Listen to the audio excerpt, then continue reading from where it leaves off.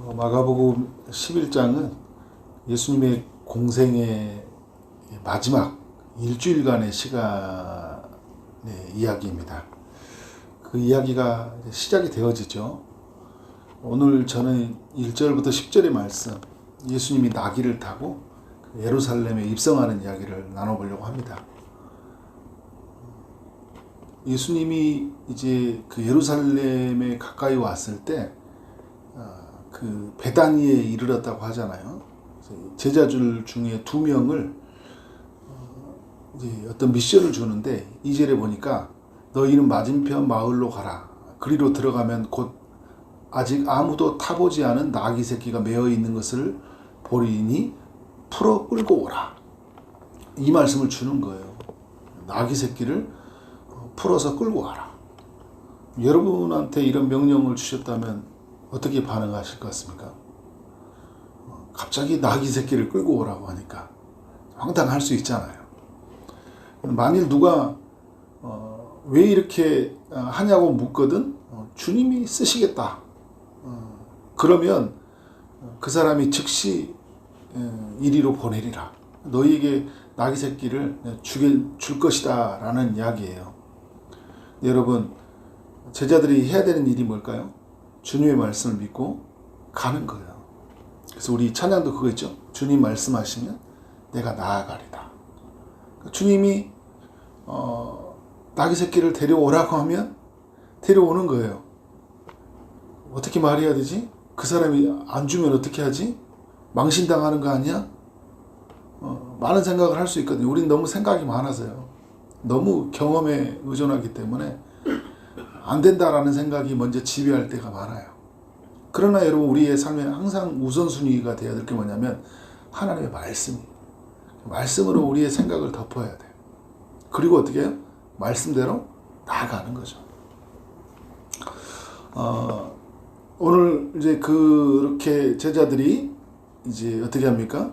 가보니까 4절에서 말씀하고 있죠. 새끼가 문 앞 거리에 매어 있는지라. 그것을 풀어요. 이거 누가 봐도 이거 막 도둑줄처럼 보이는 거잖아요. 약간 긴장될 수도 있을 것 같아요. 저 같으면 이거 뭐 하는 거지 이거. 그랬더니 거기 있는 사람 중에 어떤 이들이 말을 하는 거예요. 나귀 새끼를 풀어서 뭘 하려고 하느냐. 그러니까 주인이 말을 하는 거예요. 어떤 사람이 말한 거지만. 그러니까 이제 제자들이 뭐라고 합니까? 예수께서 이르신 대로 말한대. 이게 중요한 이야기예요. 예수께서 일러주신 대로 말하는 거예요. 우리가 주님이 주신 말을 그냥 하는 거예요. 어떤 일이라 합니까? 이에 허락하는지라. 하나님이 일하시는 거죠. 그냥 주님이 사실 그곳에 가서 어떻게 하는 거예요? 나귀 새끼를 가지고 오셔도 되는데 제자들을 통해서 나귀 새끼를 가져오게 하시잖아요. 제자들을 통해 이 일을 통해서 제자들에게 뭘 알려주신 거예요? 주님이 말씀하면 그대로 되어진다는 거예요. 말씀대로 되니라. 그래서 여러분, 또 우리에게 주는 의미가 뭐예요? 이 나귀 새끼를 내어줬는데 이 나귀 새끼가 어떤 역할을 합니까? 메시아를 등에 업고 어떻게 해요? 영광스럽게 입성하는 그 역할로 쓰임 받잖아요. 주님의 나라를 보면 이렇게 이 나귀 한 마리, 이 작은 것을 통해서 하나님의 일하심이 드러나요. 오병이어를 통해서도 그렇고 또 칠병이어를 통해서도 그렇고 우리가 너무 작은 사람들, 그 작은 무리들, 너무 연약한 사람들을 통해서 하나님은 일하시는 거예요. 이 시대를 변화시키기 위해서 어부들, 세리, 열심당호, 그 사이에서 어떻게 보면 비주류 같은 그런 연약한 사람들, 그 적은 무리들, 너무나 작은 소자와 같은 이들을 통해서 어떻게 합니까? 하나님은 일하시잖아요. 그러니까 하나님은 어떻게 해요? 오늘 우리를 통해서 일하신다. 오늘 우리를 통해서 주님이 알려주신 건 뭐냐면 말씀대로, 주님의 말씀대로 되어지니까 너희는 내 말만 믿고 가라는 거예요. 그러면 되는 거예요. 7절 이하는 이제 나귀 새끼를 타고 주님이 입성하는 이야기죠. 근데 여러분, 이게 놀라운 게 뭐냐면요. 우연이 아니에요. 나귀 새끼 데리고 와서 예수님이 이제 그 나귀 새끼 이에 올라타서 이제 입성하는 이 이야기가 그냥 예수님이 오늘 여기에서 즉흥적으로 만들어낸 이야기가 아니라 이미 오래전부터 예언된 이야기예요. 스가랴 구약성경에 그 9장 9절에 보면 시온에 따라 크게 기뻐할지어다 예루살렘에 따라 즐거이 부를지어다 보라 내 왕이 내게 임하시나니 그는 공의로우시며 구원을 베푸시며 겸손하여 나귀를 타시나니 나귀의 작은 것 곧 나귀 새끼니라. 예수님은 어떻게 하고 있어요? 나귀를 타고 이제 입성한다는, 그러니까 메시아가 나귀를 타고 입성한다는 이야기가 이미 그 오래전에 스가랴라는 선지자를 통해서 예언된 말씀이었다는 거예요. 무슨 말이에요, 여러분? 하나님의 말씀이 성취되고 있다는 거예요. 하나님의 말씀이 성취되고 있어요. 근데 여러분, 지금도 우리도 마찬가지죠. 우리가 하나님의 일에 참여하고 있는데 그냥 오늘 그냥 나는 이 일을 했는데요. 그런데 하나님의 나라의 측면에서 보면 하나님의 일이 성취되고 있어요. 우리가 영광스러운 게 뭔지 아세요, 여러분? 주님의 그 이루신 일들 계획 속에서 내가 참여해 있다는 거예요. 제자들에게 이게 영광이죠. 약속이 성취되는 현장에 그 앞에 있는 거잖아요. 얼마나 감사한 일이에요. 여러분, 우리의 삶에도 얼마나 영광스러운 줄 몰라요. 우리가 주님의 일에 참여한 것이, 그 하나님의 계획 속에서 그 이루어지는 그 참여하는 것이 얼마나 영광스러운지 몰라요. 그래서 우리가 꼭 기억해야 되는 것은 뭐냐면 말씀대로 되어지는 거고요. 하나님의 말씀은 꼭 성취되어진다는 거예요. 성경의 말씀은 꼭 성취되어진다는 거예요. 그런데 9장 9절의 말씀을 보면 이런 거잖아요. 공의로우시며 구원을 베푸시며 겸손하다 이렇게 이야기하잖아요. 예수님은 공의로우신 분이죠. 죄를 어떻게 해요? 멸하시기 위해서, 죄의 세력을 멸하시기 위해서. 그런데 자신이 십자가의 죽음으로 죄의 세력을 다 멸하시잖아요. 그죠? 공의로우셔요. 자신이 빚을 다 갚으셨어요. 구원을 베푸셔요. 죄 아래에 있는 인간에게 구원을 베푸시는 분이에요. 그런데 여러분 어떤 분이에요? 겸손하게 하나님 일을 하시는 분이에요. 겸손하게 낮아짐으로. 근데 그 모습을 이게 낙이 타는 모습으로 보여주신 거예요. 이게 스가랴가 예언한 거예요. 겸손하신 분이다. 여러분 뭘 타고 와야 될까요? 백마 타고, 그죠? 전차 타고 군사 동원하고 막강한 군인들 앞세워서 그 예루살렘에 등장을 해서 와, 우리 유대의 땅에 메시아가 왔다.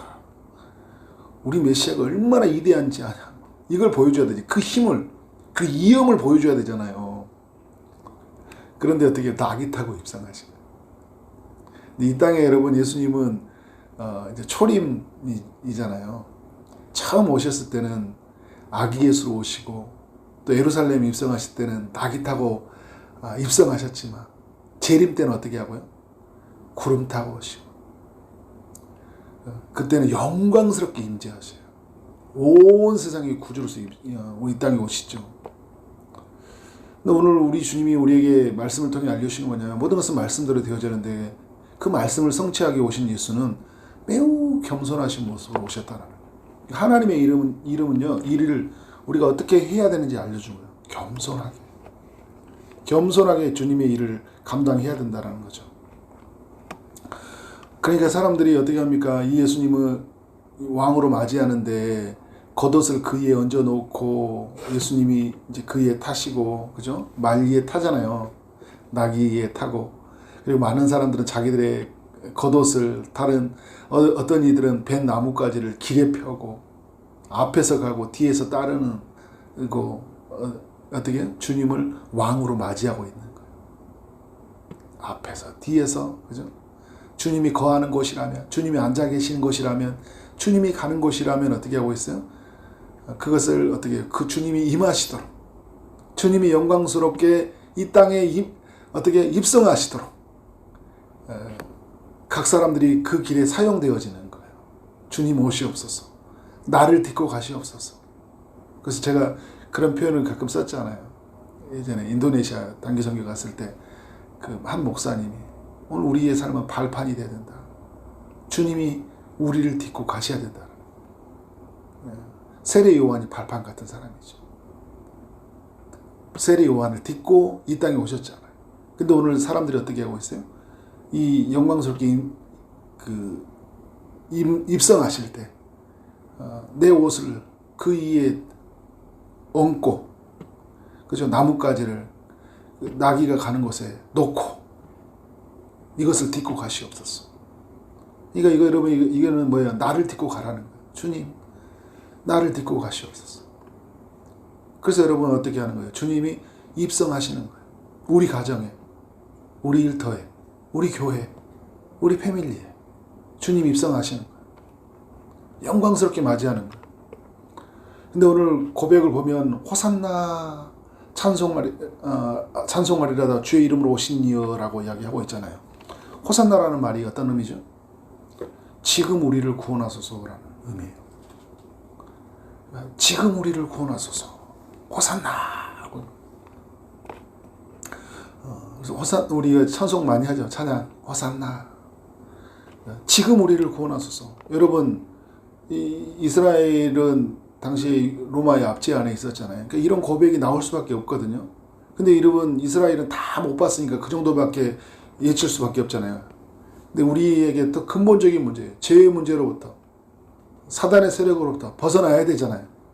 그래 완전한 해방을, 기쁨을 누리잖아요. 이 세상의 시스템으로부터, 그 강한 힘으로부터, 그 유혹으로부터 벗어나야 되잖아요. 지금 우리를 구원하소서라고 이야기하시는 거예요. 왕이 오면 이제 어떻게 하는 거예요? 모든 압제에서 다 이제 어떻게 해요? 포로에서, 눌림에서 이제 해방되는 거잖아요. 이거 예치고 있는 거예요. 호산나 찬송하리라다 주의 이름으로 오시는 이여라고 이야기하는 거예요. 여러분, 그래서 힘들고 막 어렵고 눌려 있고 뭔가 한 걸음도 내디딜 수 없는 그 상황이 생기잖아요. 그러면 주님을 바라보면서 호산나 하고 했습니다. 호산나 다윗의 자손이여. 10절에 보니까 찬송하리라다 오는 우리 조상 다윗의 나라여 가장 높은 곳에서 호산나 하더라 이야기하고 있잖아요. 가장 높은 곳에서 호산나라는 말이 무슨 말일까요? 가장 높은 곳에 계신, 하늘에 계신 주님이 이 땅에 있는 우리를 어떻게 하는 거예요? 구원해 달라라는 거예요. 호산나. 그래서 가장 높은 곳에서 호산나. 그래서 가장 높은 곳에 계신 주님, 저를 구원해 주소서라는 거예요. 그래서 여러분, 이 땅에 있는 우리를 이에서 누군가가 건져내야 될 거 아니에요. 이에서. 그죠? 주님이 어떻게 하는 거예요? 그의 손을 펼쳐서 우리를 구원하시는 거예요.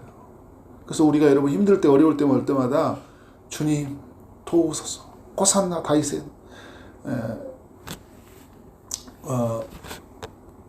찬송하리로다 주의 이름으로 오시는 이여. 가장 높은 곳에서 호산나입니다. 저를 구원해 주소서. 그래서 왕으로 오신 주님이 어떻게 하는 거예요? 우리의 구주가 되셔서 우리를 구원해 주시는 거예요. 이러기 위해서 주님이 지금 오고 계신 거예요. 그리고 이 일을 위해서 예루살렘 입성하시고, 그리고 주님은 이 일의 완성의 마침표인 어디를 향합니까? 십자가를 향하는 거예요. 너무 감사한 건 뭐냐면 우리가 이 주님을 구세주로, 왕으로 만났다라는 거예요. 놀라운 소식, 굿뉴스, 복음, 그죠?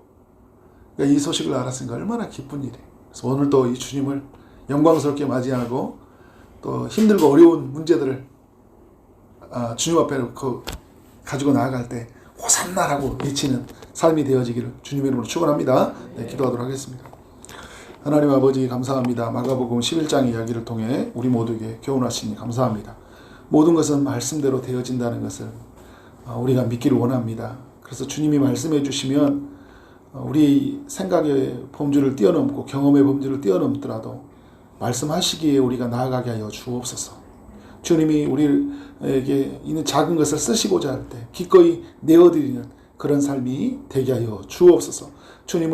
이 주님을 우리가 왕으로 맞이하게 하시니 감사합니다. 하나님, 낙이 타고 오신 그 겸손하신 우리 주님을 왕으로 맞이함으로 말미암아 우리의 삶 안에 하나님이 건져주시는 기쁨, 구원해 주시는 그 기쁨을 누리도록 인도하여 주옵소서. 지극히 높은 곳에서 호산나이신 우리 주님을 오늘도 경험하기를 소원하오는 우리 사랑하는 모든 믿음의 권속들 위해 함께 하실 줄 믿사옵고 예수 그리스도 이름으로 기도를 싸움나이다. 아멘.